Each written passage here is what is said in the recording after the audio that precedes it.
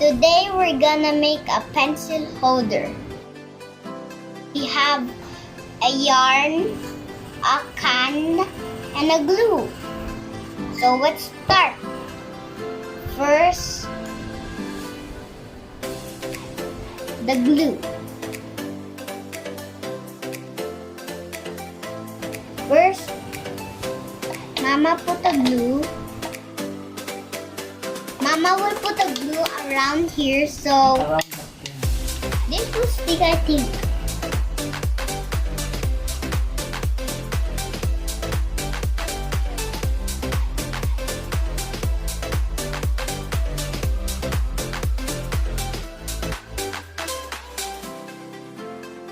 Next, the yarn.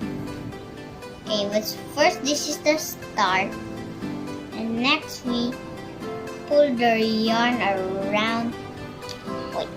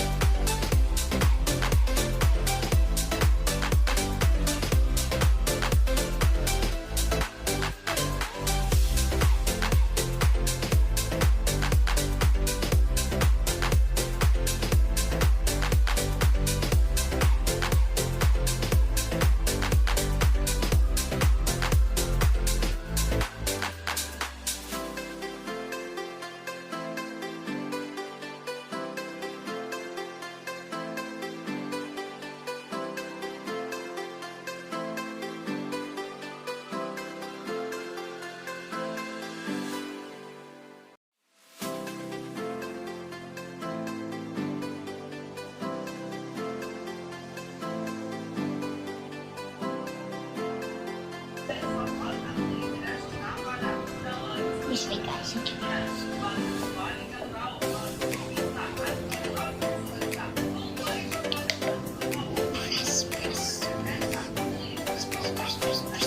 We have a pencil holder, and this is where you put pencils.